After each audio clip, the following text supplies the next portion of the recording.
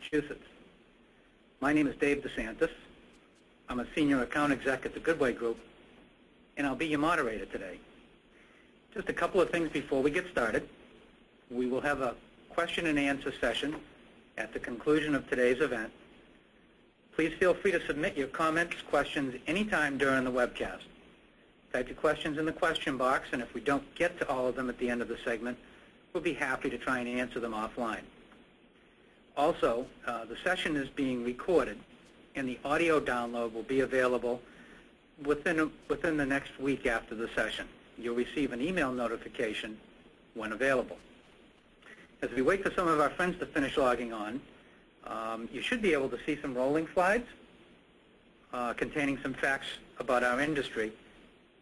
And lastly, you've made an investment of your time to spend with us today, so we'd like to thank you in advance for that.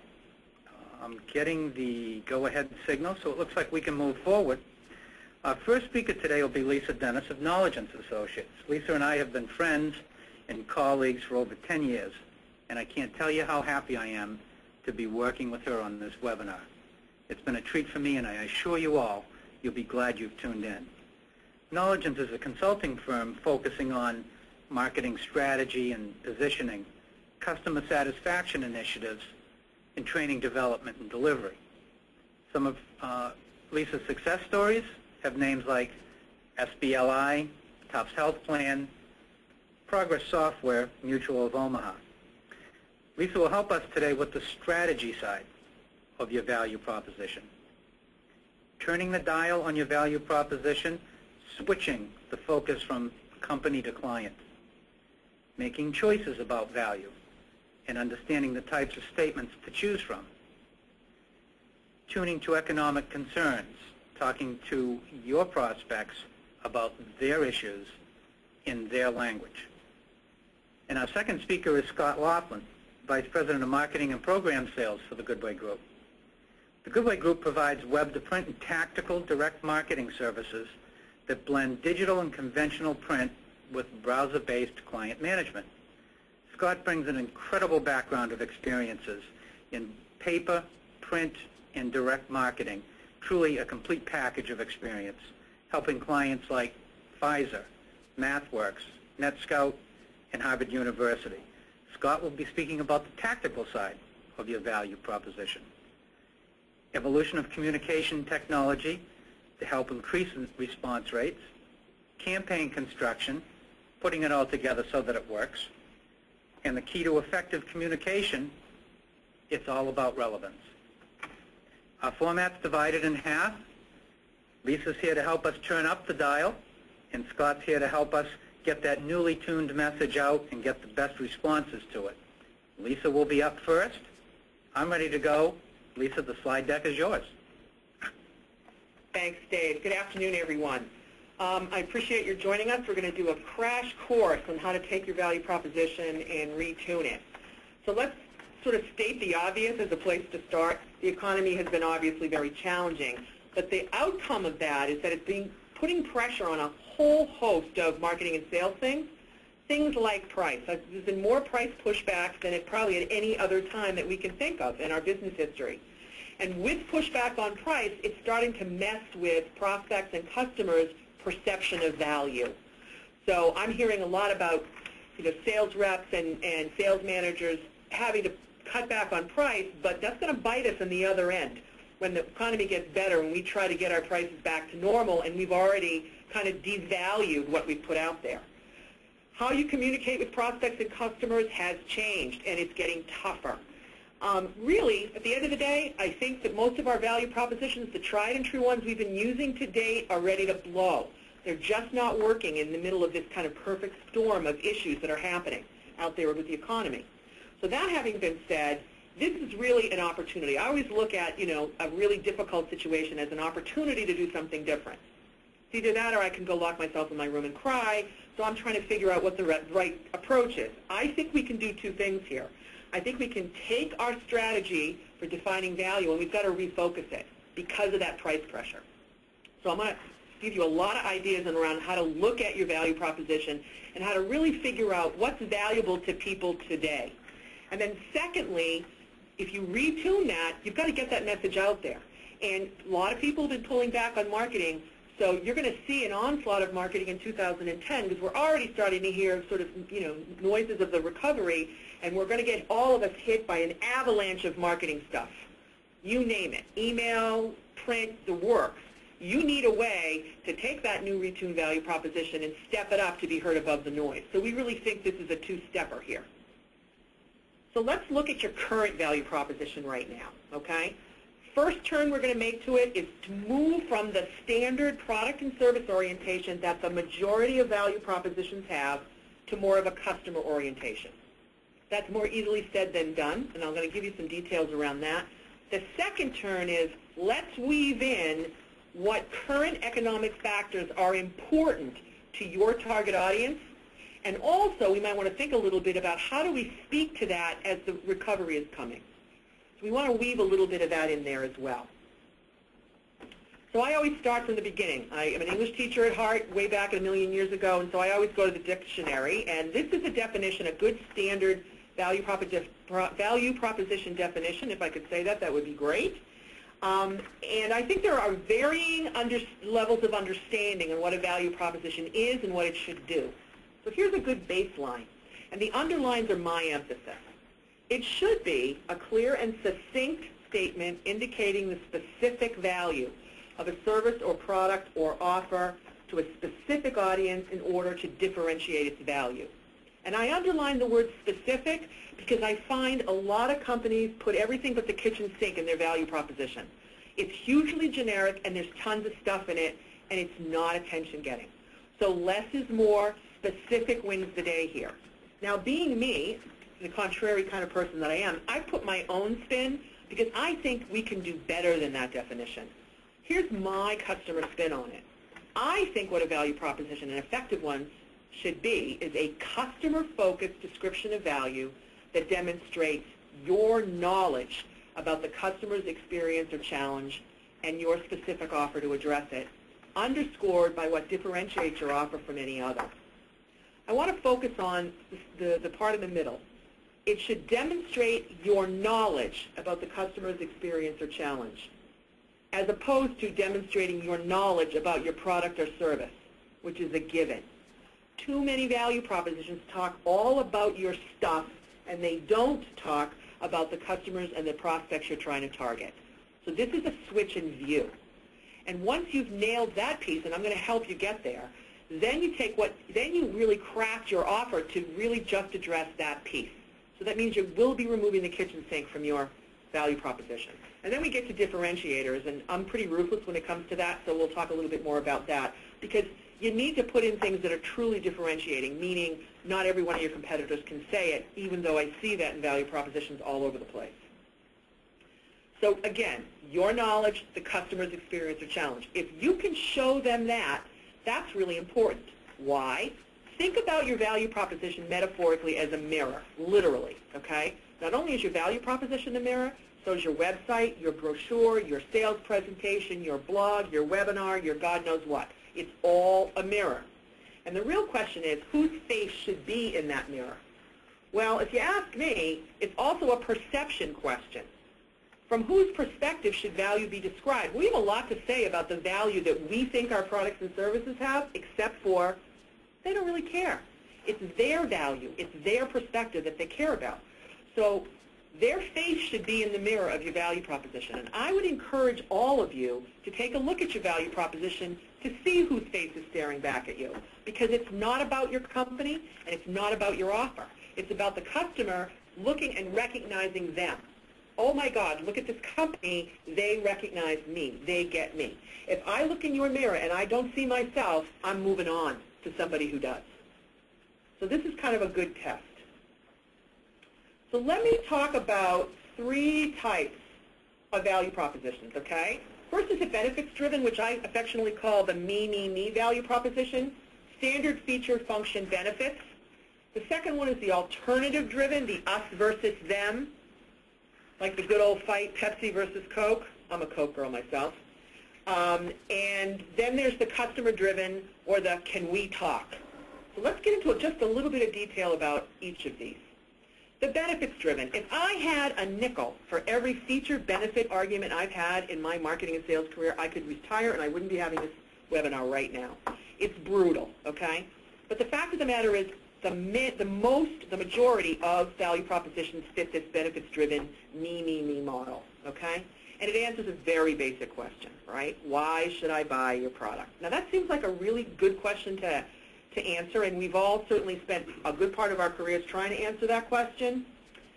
There's some challenges with it. I think the question doesn't do enough. The list of benefits we come up with may be very similar to our competitors, and I can just tell you, having looking at hundreds and hundreds of these, they usually are very similar to the competitors. This doesn't necessarily answer the why part. Well, I should buy your product because you have 27 features and they have 26. That's probably not compelling enough for me to make a decision. The problem with this type is the focus of this value proposition is entirely on your own company and your own offerings. In other words, the face in the mirror here is your own stuff. So it's not all that compelling to me, to be quite honest.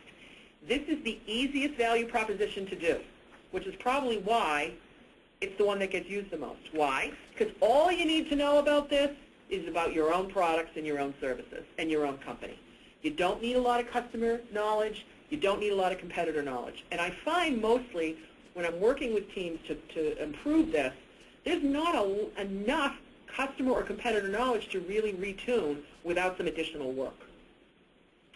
Let's move to the us versus them, which is the alternative driven. The question here is much better. Why should I buy your product instead of your competitors? Now, the good news about this question is at least I'm sticking the head out the window of my company and recognizing that there are other people in the world besides us, okay? So that's a good thing. It's a little bit more of an external view, but it also has some challenges. There's always pros and cons to everything, right? If you don't really know a lot, and I mean a lot, about the customer's needs, how do you figure out what are truly differentiating points? Because the problem with alternative-driven, it's like, well, they have this, we have that. They have that, we don't have that. We have this, they don't have that. It's very confusing. The real question is, what's differentiating and important to the customer? And we don't know that from this type typically. So the focus is on you and your competitor. You can do this type, but you need to know a lot about your competitors.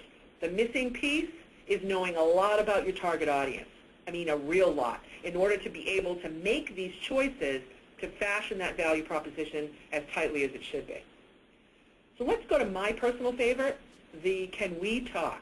And I use that because this should be a conversation between you and the prospect, and the question is a much better higher order question. What is most important for me, your prospect, to consider in making a decision? Reality, I'm not looking at just you. There's a lot of considerations. Some of them you can help me with, some of them you can't. But if I had to ask you, can you net out for me the one or two things that are most important for me to consider in my decision-making process, what would they be? That's really a much better kind of question to answer. What I need to know in order to cogently answer that question in my value proposition is I need to understand what's different, what's comparable, and what's unclear about my offers versus others. Okay? I need a lot of information there. Because there's sometimes, and we all know this, prospects don't necessarily understand our offer, or they misunderstand what a competitor has versus you. And you've got to be able to answer those things. And here's the kicker. You need to know really what your customers and prospects value. This requires more work, more research, deeper understanding, because putting the customer or prospect face in the mirror is not an automatic thing. It means some work. Is it worth it? Absolutely. Particularly in the environment that we're in now, I think everyone should do this no matter what. But in this environment, particularly as the recovery happens and people are going to start marketing again, the more that you can get the prospect to engage with you by showing them their own face, the more you're going to stand out. There's really nothing about any of your products or services that, quite frankly, is going to keep me awake at night. Your prospects just don't care. They care about themselves. So we're trying to use that piece of human nature here. Real important. So what I'm asking you to do is do a little bit of a format shift from the standard offer-centric. Here's what our offer is. Here's why you need it. Here's why it's the best. Okay? Pretty standard stuff. I want you to be customer-centric. And so that's a real shift.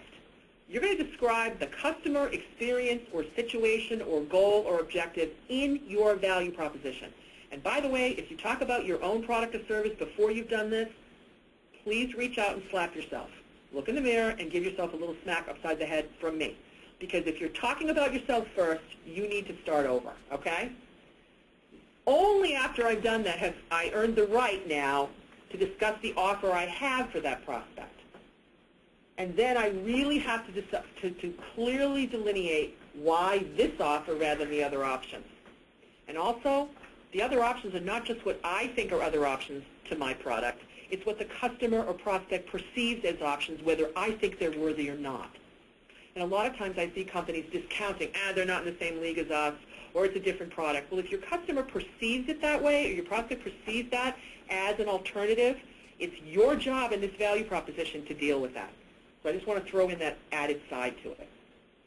So here's the cheat sheet, okay, for the 3 types, because you are making a decision.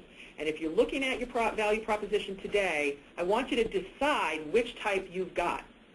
Are you using the me, me, me? And many of you are going to hate my guts because you're going to go back and go, oh my God, I'm using a me, me, me value proposition. Am I using alternatives-driven, or am I just the most incredible marketer on the planet and I'm going customer-driven? We all can get there if you're not already there. And I just want you to focus on the answers to these key questions because they're really important, okay? And the requirements, right? Obviously, as we ramp up to customer-driven, we have more requirements to do this right. We also want to look at the issues involved, right? In the benefits-driven, I'm making assumptions about what benefits they'll like without really knowing 9 times out of 10. And the second one, I'm looking at maybe I understand what they value versus us and the competitors, maybe I don't. You really need in the last one to focus on the customer research. That's important. Here's a quick quiz, a quick test. Look at your value proposition. This is another little exercise where you will hate my guts. And see if your value proposition can answer these questions, okay? And oh, by the way, take your name, your company name, out of the value proposition.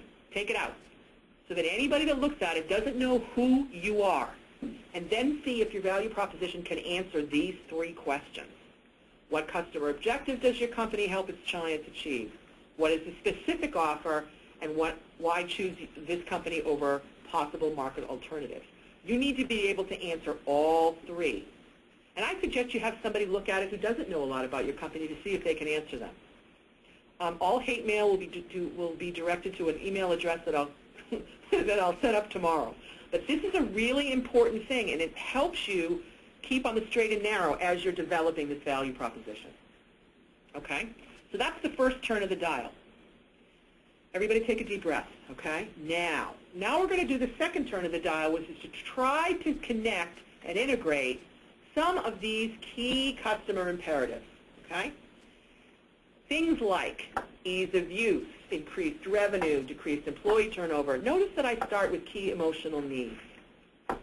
Many of us try to build value propositions that focus on logic, okay? And unfortunately, most of your buyers, in fact, I'd probably even take a flyer and say all of them actually make decisions based on emotion first and justified by logic later.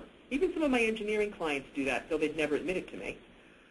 So here I am, I'm CEO of this company, and I need to do a number of different things. I need to kind of make sure that our profitability is there. At the end of the day, what I also need is to make a hit record. I need to make sure that this is going to be helpful to me professionally. It's going to make me look like a hero to my board. All of that's key emotional stuff, right? That has nothing to do about whether you have this feature or that feature. So how would I build that in? As far as some of the other imperatives, all of these are imperatives I've seen, but they're usually done generically without any numbers. So here's the deal. If you want to incorporate these in, you've got to be brave enough to attach some facts to this. If you're telling me you're going to increase my revenue, you better tell me by how much, by a percentage or a range. If you're going to get me to market faster, you better quantify it in some real way with some proof. If you're going to decrease my cost, by how much? Now, a lot of companies, and I get pushback when I talk to companies, ooh, we can't say that, we can't prove it. If you can't prove it, again, take a look in that mirror and give yourself another smack on the other side of the head. Because if you can't prove it, you don't have the right to say it, and it is not compelling. Because your buyers are savvy. They are. So they know they've heard this before. You've got to give them some real numbers to hang their hat on and some verifiable third-party proof. Customer testimonials, analyst reports, whatever you need to do to be able to hang your hat on it. It isn't real if it isn't specific.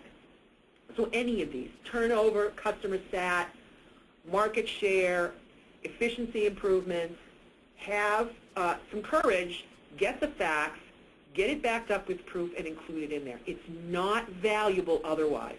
And there are literally thousands of value propositions that say this kind of stuff with no numbers anywhere near them. And as a result, they're meaningless.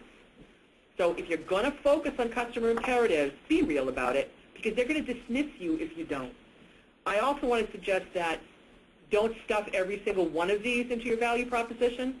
Really only pick the one or two that are most important to your target. And by the way, if you're segmenting and you have vastly different target segments, you're going to have a different version of your value proposition for one versus the other, and your customer imperative might be different too.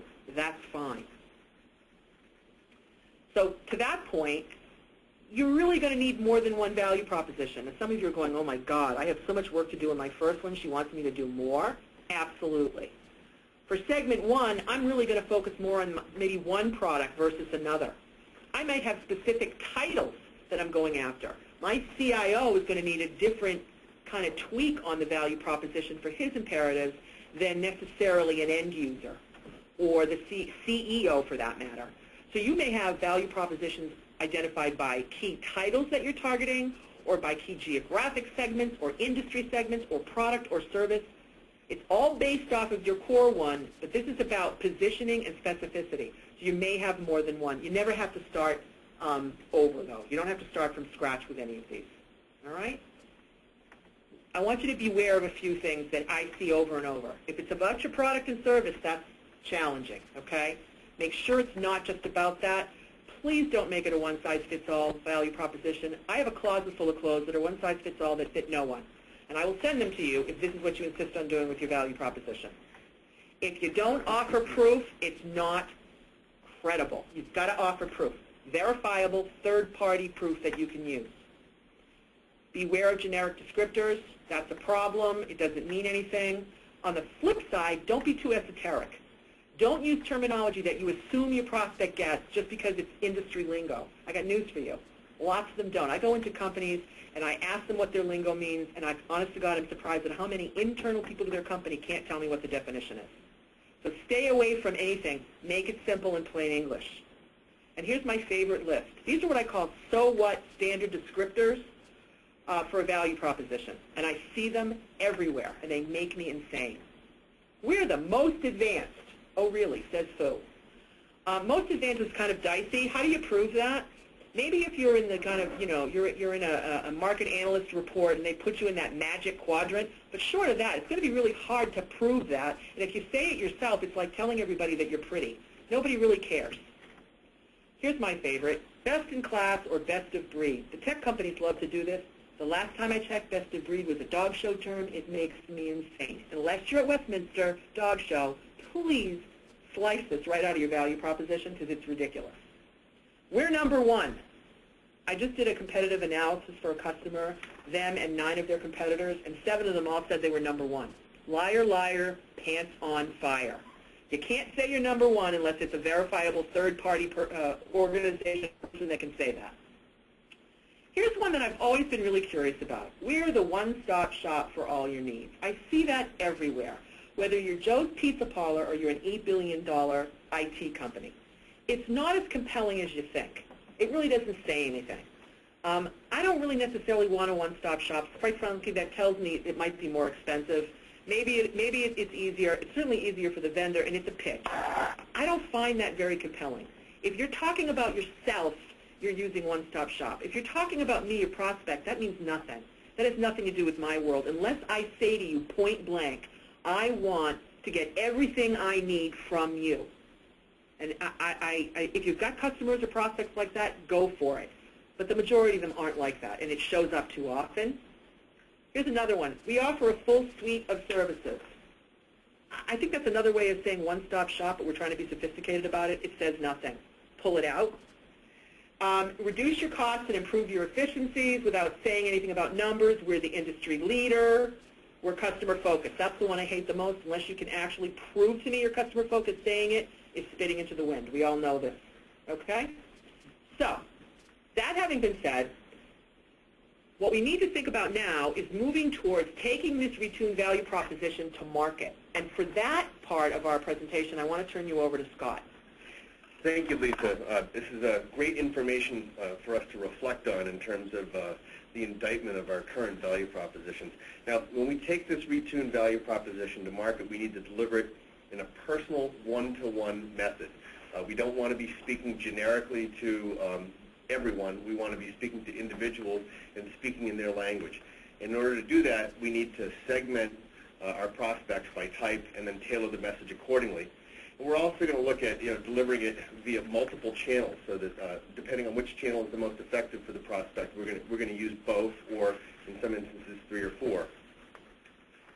So the first thing we want to take a look at is what's happening with today's communications.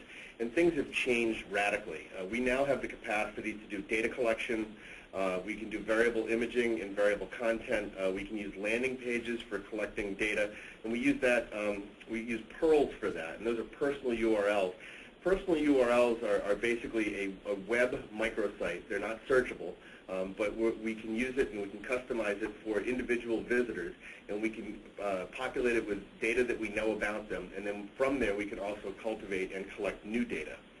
The messaging that we're using, in order to speak to the me that is your audience, you really need to understand as much as you can about them, so collecting that data is very important. We find that in that one-to-one messaging, our returns are generally 10 times higher than static direct mail. So let's take a look at today's communication workflow. We start off with 2 key ingredients, and those key ingredients are data and creative, and the quality and the depth of the data is crucial to messaging, and creative is not a place to save money. Now, as a tactical provider like us, we stage that data and creative for each channel, and then we transmit it as we've planned.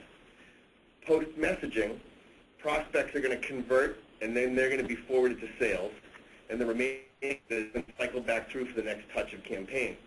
Now, unconverted prospects are still going to have a brand experience, and that awareness is going to help in terms of just overall recognition. Now, when we're looking at creating things here, the question to ask yourself, is this rocket science? We're dealing with something that's very complex and it's recurring, so we want to make sure that we're planning very carefully. We have components in terms of our strategy, our messaging mission, and what channels are we going to use, how often. We need to figure out which channel is best received, and does the frequency of our communication actually alienate some of our prospect market. We have the rocket ship as our message packaging. We have to get stuff out in a way that's going to survive the mail stream or spam filters. We have the payload, which is the actual message itself, and then the engine, which in this case is UPS or the Postal Service or FedEx, and we're going to test things to make sure that they actually work. Now, after we've launched, we're going to track outbound and inbound activity, and we're going to take all of the actions that we see and observe, and we're going to create measurable data or metrics. And we're going to use those metrics to validate the assumptions and improve the next steps in terms of which channel is the most effective. We'll interpret that data, make adjustments, and then we'll launch again. So if we start with data, let's look at segmenting. Now, in this instance, we have different segment profiles. We're going to define those segment attributes, and we're going to match the messaging accordingly. And we take the prospect characteristics and we combine them into what is a composite prospect image, and that's how we tailor our custom message. In this instance, we have 2 highlighted profiles. One's a real estate CFO, and the other one's a sales VP in banking. They're motivated by entirely different messages. The CFO is going to be looking at REIT analysis, things that have to do with real estate. The VP in banking might be looking at commercial lending fact sheets. Now, how are we going to deliver our messages? Well, we're going to start off with a multi-channel campaign, and we're going to have 2 different types. We're going to have print, and we're going to have electronic mail. Each in this instance, we have 3 examples of each channel. The first one is print, and then we go to electronic, and we alternate back and forth. And the integrated staggered campaign has 6 touches in all. They all contain an offer. They all have landing pages for data collection and lead scoring. And ideally, each leg should have a coded landing page so that you can figure out which channel is the most effective. We're going to benchmark basically 6 touches is what you need to do in order to achieve brand awareness. And with multi-channel, multi-touch, what you're going to do here is you're going to accommodate idiosyncrasies in terms of your prospect's channel preferences, and overall, it's got street cred. If you're hitting them from 2 channels, they notice, and when they see that, they like it. Now, let's take a look at some actual campaigns. GMAC, this is one of my favorite programs because I just think it's brilliant in terms of the way it was implemented. This is a personalized campaign that benefits both the buyer and the seller. GM dealers are promoting existing inventory to local GMAC credit card holders. And they basically were merging data from credit card, and then we're merging inventory from an existing dealership lot. The dealer goes and initiates the campaign online, selects the models that they're looking to clear, and then by selecting the zip codes that they're mailing to, they get a product or promotional mailing out within 48 to 72 hours. And this is a responsive inventory management technique that incorporates sales tactics. Now, some crossover examples would be in the wholesale side, you could look at an HVAC company that's looking to clear inventory to channel partners, or on a retail side, you could be talking about a toy store that might be looking to have clearance for incoming holiday toy selection. And the next sample that I'll show you is an in-house example, and this is a spray and pray campaign. This is multi-channel, multi-touch, Pearl-driven. We're trying to spread the word to creative agencies in a very small population that one-to-one communication is far more effective than static messaging, much the same message that I'm trying to give you right now.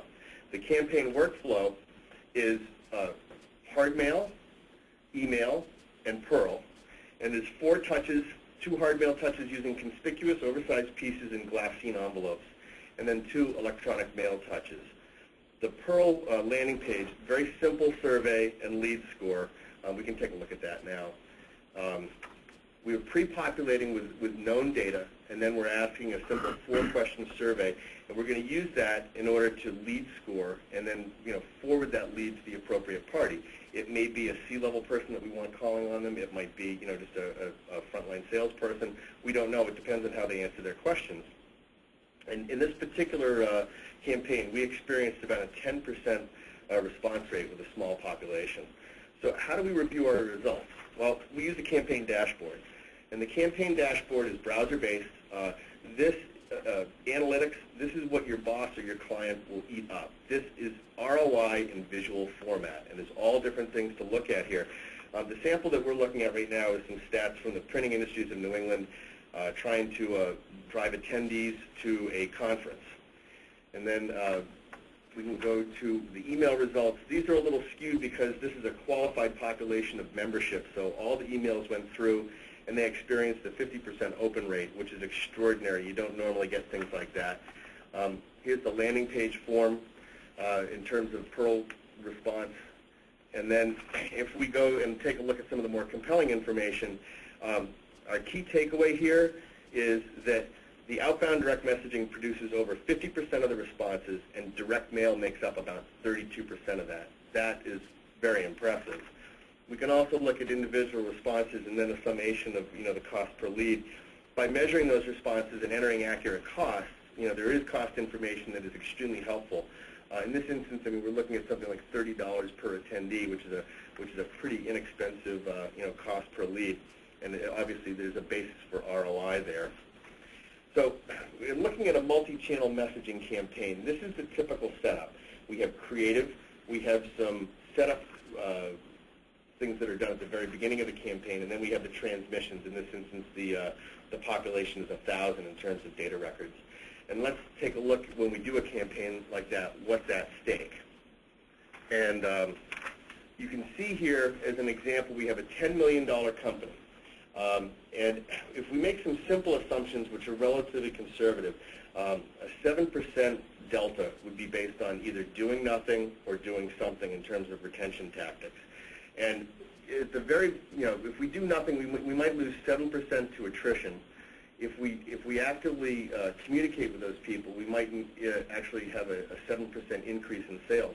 So what ends up being at stake is roughly $1.4 million in sales.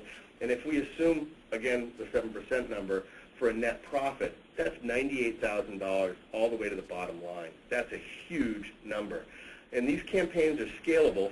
A typical campaign can be executed for less than 1% of gross sales and with an ROI of 50%. And these are numbers based on the model that we put up, but it is scalable and it is very, very real. And these are the kind of numbers that people want to see when they're making considerations.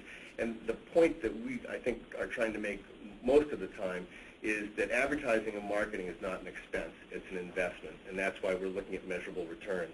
So I'm going to turn it back to Lisa for our closing points, and then I'll be back to you in a moment.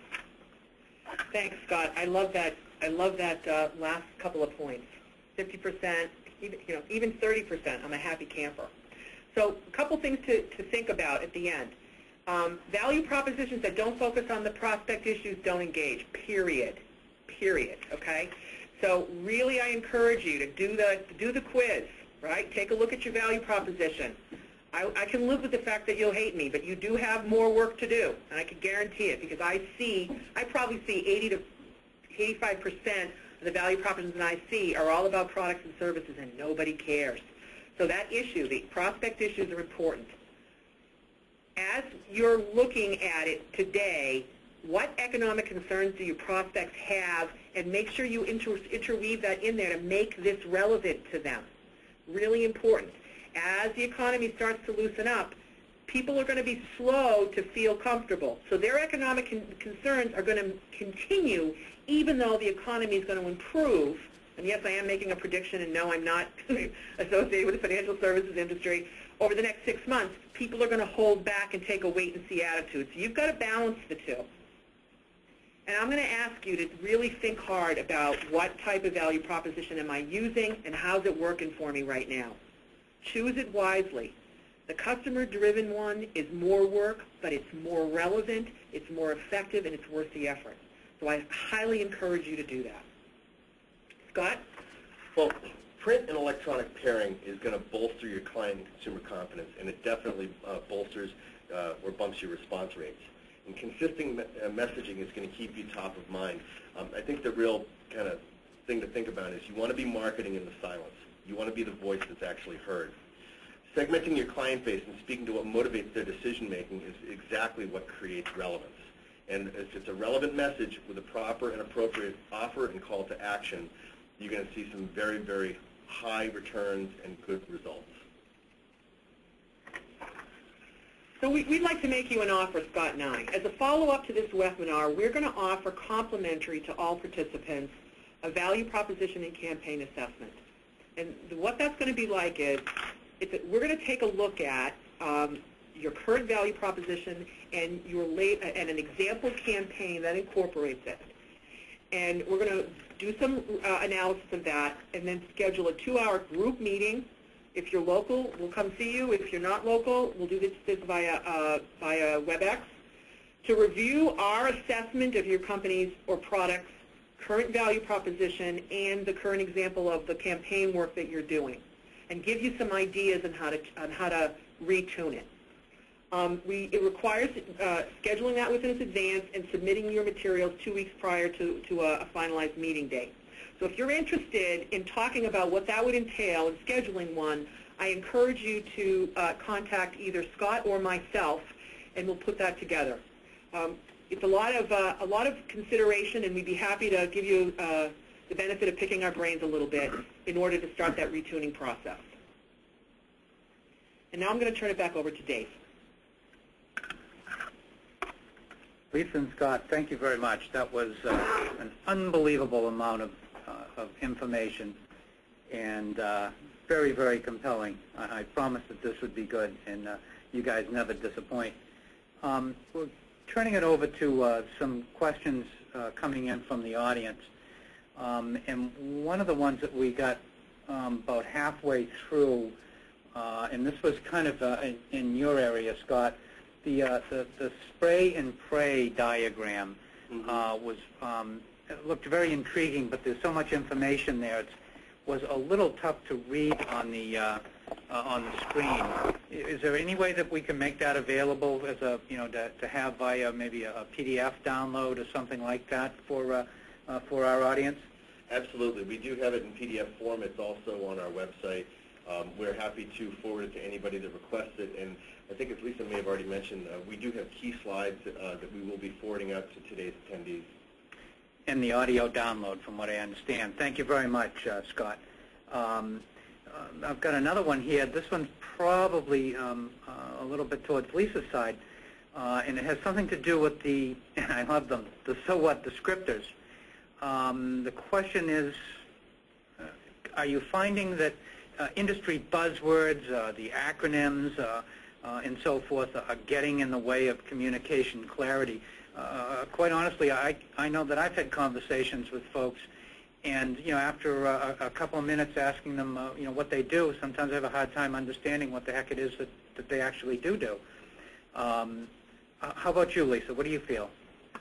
I think that the acronyms and all of that are somewhat problematic, especially because there's way too many of them and they're getting more and more complex. If that's the only way you can describe your offer or describe what you're selling, that's going to be a problem. I guarantee you that the majority of your prospects don't know. I often go in and ask clients of mine to define some of this stuff. There are no glossaries anywhere. So, you need to simplify it. You really do. This is communication. It's not about making it complex. It's about making it simple. I do think that overuse of acronyms and technical terms without adequate definition is a problem. Your value proposition should not have that stuff in it. You have plenty of other places where you're going to get into the the specifics. Your value proposition isn't one of them. So I would really highly recommend that you keep that stuff out. Okay. Here's another one from the audience. It says, how can we do a better job of distinguishing between and not confusing features from benefits? I'll toss that one out to either of you. How can we do a better job of distinguishing between and not confusing features from benefits? Kind of blurs the line, doesn't it? That's always a tough one, and Scott, you can chime in at any point too. I think that the place you start is getting a common understanding with the team that's working on that piece of what the differences are. Let's go back to definitions. What's a feature? What's a benefit? Right? The question I would also ask is the benefit you're trying to describe, is it attached to your product? Because actually the benefit should be about your prospect. And that's one of the ways that I make the definition. It's not what your product does that I want to hear in the benefit. It's how it helps me as a prospect to do things better, how it's going to impact me, how it's going to address my concerns. So for me, if the benefit speaks only to the product or service, it's probably a feature. It really should speak to the prospect concern or prospect issue or prospect set. Scott, you want to add anything? Yeah, I was going to say that I think feature tends to be more product specific and benefit tends to be more prospect needed. And a feature should provide a benefit. That's fair. That's fair. But I would say this. The fact that a feature is supposed to provide a benefit is also where people get tangled up a little bit in their shorts around that. So I see features all the time presented as if they were a benefit because there's this sort of, they're very close. So I'm going to push back on you a little bit, Scott. Big surprise there, right? Mm-hmm. And say to you, if the benefit doesn't speak to the prospect, then you run the risk of your benefit and your feature becoming too close together and almost being interchangeable. And that, I think, is confusing. And just to kind of add on to that, if a feature is started off with, look at what it can do, it's product-oriented. Good. But if it's started off by, this is how it can help you, then it's more customer-focused. And then, to me, it's really going to be more of a benefit at that point. I would even suggest doing sort of a whiteboarding this thing. Here's all the features we think we have, and here's all the benefits we think we have. And then to really do a reality check. How many of these benefits actually should be on the other side of the board? And I see a lot of people not doing that. So if you throw them up there, get a group of people in the room, it's a bit of a debate going on, but you can get real clear about what the differences are. And that kind of spirited discussion is where discovery takes place. Absolutely true. Well, Scott and I could talk about this feature benefit war forever because I really could retire for all the times I've seen that. But anyway, here we go. And here's an interesting one. Is this being recorded? I was interrupted and missed most of it. Well, shame on you for missing most of it. But yes, indeed, it is being recorded, and you'll be notified electronically when the download is available. We have another one here. This one's kind of, I guess, will be pushed a little bit towards Scott, and it talks about the reward or the offer. Is the more compelling the offer or giveaway correlate to a more successful campaign? Scott, any experience with that as far as what that, I guess you'd refer to it as the, the end result, if an attendee does something or a prospect does something, there's a reward. Do you have any experience there? It really depends on relevance. If you're offering something that serves to help the prospect, then it is compelling. It's not necessarily that you're giving away something of huge value, because value is really defined by the visitor or the prospect, not by the company making the offer. And so in that instance, I think it's completely idiosyncratic to what the needs of the visitor or prospect are and whether or not that offer speaks to those needs. Okay, interesting. We've got another one here. We've still got some time. How do we make sure we get into the customer's shoes and stay there in terms of the discussions we have with them? Let me read that back one more time. How do we make sure we get into the customer's shoes and stay there in terms of the discussions we have with them? I'd like to say one thing. I think Lisa's the expert, but I have an immediate reaction that makes me want to kind of blurt it out, and that is, one, open dialogue, and second, listening. You need to be in front of the customer, you need to be speaking with them, and you need to listen to what they're saying. That's sort of the beginning of it, and then in terms of the discovery process, I think Lisa can probably do a better job of that. So here's something that I think that's all very true. The next step is to how do I get my marketing and sales people to actually do that, right? So I think with every campaign, you should pre-prepare yourself with a set of key questions. I like to put together a set of killer questions that goes along with my campaign materials. And I like to pre-launch that before it hits the street. So pre-launch it with your internal people, pre-launch it with customer service, pre-launch it with your sales department, so that everybody has the kind of total tool set, not just the brochure, not just the email campaign, not just the print piece, but what kind of selling and conversational tools do we have to go with it. So a set of good killer questions that are focused more on addressing what the customers are looking for by asking them questions. Usually what happens is, talking points about the product is what usually gets sent out there. I'm saying put that aside. That's conversation 3 or 4. Conversation 1 and 2 is all about discovery and engagement and about them. So, typical in Lisa fashion, if your killer questions are more about your company and your product than it is about the prospect, guess what I'm going to ask you to do? Some of you are saying, she wants me to slap myself again. Absolutely. So I think the way we stay in the customer's shoes is that we start from that point of view. If you're going to have a conversation with them, it's a conversation and not a pitch, and therefore those kinds of materials and conversational tools would be helpful. Okay. Next one we've got is, I guess maybe this was kind of come from Scott's side, and it talks a little bit about the dashboard feature. And the first part of the question is the reporting component becoming more and more important in light of today's difficult economy? I'm thinking probably because you have less folks doing more. Scott, any thoughts on that? I would definitely say that reporting is an essential component today in order to be able to capture and get budget. If you can't prove that something's going to have a return or be a reduction in expenses, that particular program is not going to get approved.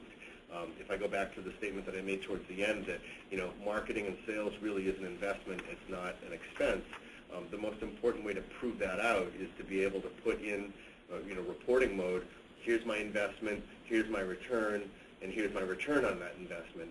And then by doing so, you can justify additional budgets, and you can also build up confidence from, supervisors or people that have budget authority to continue the programs or to expand those programs further. Okay. We've got one more anyway. What is the best way to reach my customers? Through electronic or direct mail media? You guys want to split that one up here? Yeah. Don't be fighting over it. Okay, we're fighting over this question. Can I have the microphone? Great, sure. Thanks. I'm going to dive in because I know Scott has a lot to say about this. It's not an either or. Okay? If you want to stand out, it's not either or. And what we had hoped that we could sort of give you the idea is it's the combination of the two that sets your message above. So I'm going to stop there and have Scott sort of add to that. I completely agree with Lisa. The combination of multi-channel does two things. Different people like different things, and you can never make assumptions unless you actually ask them. You're not going to find out the answer to those questions. And by combining direct mail and electronic mail, you're able to saturate the message delivery, and you're not going to actually turn people off by using an additional channel. You're actually going to increase the credibility of the channel that they prefer because it's complementary with an E, and therefore, we also get information from DMA that there's a much higher return on multi-channel marketing because of the credibility factor when hard mail accompanies electronic distribution. Well, I guess that's going to be, do we have time for one more? Or have we got to wrap up? Are we up against it? Go for one more. Okay, real quick.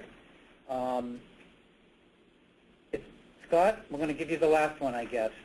It appears on the initial landing page that you're not asking the prospect for very much information. Is that for a reason? Yes. In the respect of lead nurture, and also in the respect of trying to discover more information about a customer, by trying to do too much all at once, you'll experience page abandonment, and the customer may feel like they're being sold as opposed to being spoken to. So by coming up with very simple survey information so that we can learn more about that particular prospect, one experience at a time, we're able to learn it without having them just turn around and go the other way. Some people get a little creeped out when you ask them too much information because then they say, well, what's going to happen afterwards?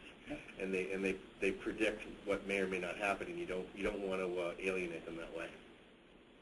That makes absolute sense to me, and I think that's pretty much been my experience as well. Too many questions.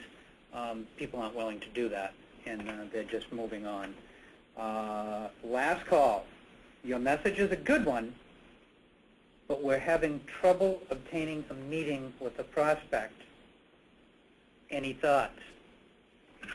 Okay, let me put my sales hat on. And that's an excellent question because I think everybody's saying that. At the risk of sounding repetitive, I'm going to hazard a guess that your materials and the things you're using to try to engage with the prospect, whether it's your presentations, your voicemail messages, your website, your materials, is more me than them, right?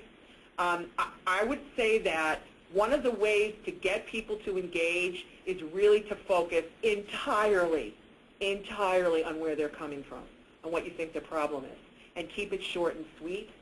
I have been retuning some value propositions for some local companies here, and it's been amazing how quickly we've been able to get better engagement and more appointments by very, very simple retunings. And that, I think, is part of the issue. People are very nervous about being sold to right now. They don't have budgets. They don't have authority to approve. So anything that even remotely smacks of, oh, God, this is a sales call, I don't have anything to say to them, is problematic. If it were me, one of the things that I've been advising some of the sales teams that I work with is, to try to start the conversation, even if you're on the phone, you got to appeal to something that everybody's experiencing. So a very simple, the economy's been really tough this year. How's it affecting your company? I mean, we did this with a manufacturing company, and their sales reps were able to book more appointments by just starting the call that way. That's simple. So one of the things you might want to think about is, how do I weave in the economic recovery? We've been hearing, noises from some of our other customers and, obviously from the media about the economic recovery. We're thinking it's going to impact companies like yours like this. What do you think? Start with some questions.